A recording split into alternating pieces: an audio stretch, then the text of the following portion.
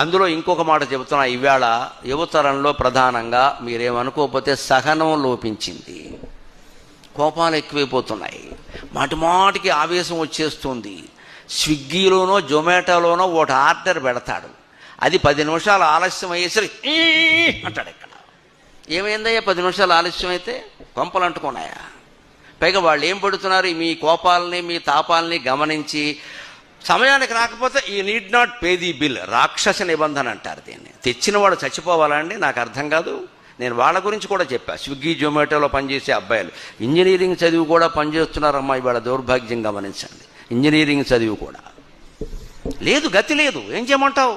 Foreign వెళ్ళే ఓపిక లేదు, ఇక్కడేమో ఉద్యోగాలు సరిగ్గా లేవు, అనేక రకాల కారణాలు. పనిచేస్తున్నారు చచ్చినట్టు.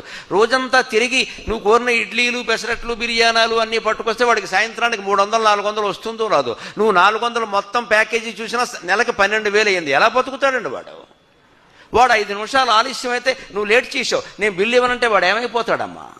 అసలు అతను పట్టుకొస్తే ముందు అడగాల్సిన మాట ఏమిటంటే, ఆలస్యం ఎందుకేందుక? ఆలస్యమైంది, నీకేమైనా ఇబ్బంది అయిందా? వానలో తడిచావా?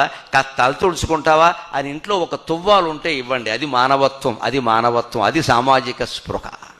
ఒక తువ్వాలు ఉంటే ఇవ్వండి, వాడు సంతోషిస్తాడు. నేను చదువుకున్నా కానీ ఈ అబ్బాయి నా కష్టాన్ని అర్థం చేసుకున్నాడు, ఇంట్లో తువ్వాలు తీసి ఇచ్చాడు నాకు అని చెప్పి, అన్న నీకేం కావాలన్నా నాకే చెప్పాను అంటాడు వాడు వెంటనే. ఇక్కడ ఈ ఆత్మీయత ముఖ్యమా, మనకి డబ్బులు మిగలడం ముఖ్యమా?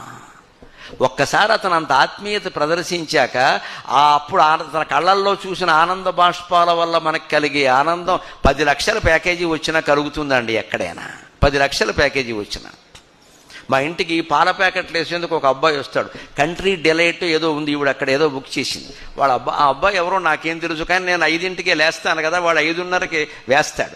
ఆ వేసే అబ్బాయిని చూస్తూ వచ్చారు. వాడు ఆ చీకట్లో మిణుకు వెడుతున్నాడు. సార్ మీరు ఇక్కడ ఉన్నారా? మీ ఇంట్లో వేయడం నా అదృష్టం అండి అని దండం పెట్టాడు.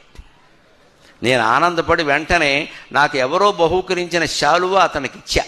అతను దేవుడు శేషవస్త్రం ఇచ్చినట్టుగా సంతోషించి వెళ్ళాడమ్మా. దేవుడు శేషవస్త్రం ఇచ్చినట్టే. మీరు నాకు ఇవ్వడం, నువ్వు తీసుకోవయ్యా, నువ్వు కప్పుకో, నాకు రోజు 10 మంది కప్పుతారయ్యా, ఏం చేసుకుంటావు ఇవన్నీ, చలికాలం కదా నువ్వు కప్పుకో అమ్మ, చల్లో వస్తున్నావు అని అంటే పరవశించిపోయాడు నిజంగా. అతను ఏ కులమో తెలియదు, ఏ మతమో తెలియదు, ఏ పేరో తెలియదు. ఆ ఎదుటి మనిషి కళ్ళల్లో చూసే ఆనందం ఉందే, అది మనకి శాశ్వతమైన ఆశీర్వచనం, శాశ్వతమైన ఆశీర్వచనం. ఆ ఉపకారాలకి సిద్ధంగా ఉండండి. తల్లిదండ్రుల దగ్గర నుంచి, ఊళ్ళో వాళ్ళ దగ్గర నుంచి అందరికీ అలా చేయాలంటే సహనం ఉండాలి ముఖ్యంగా.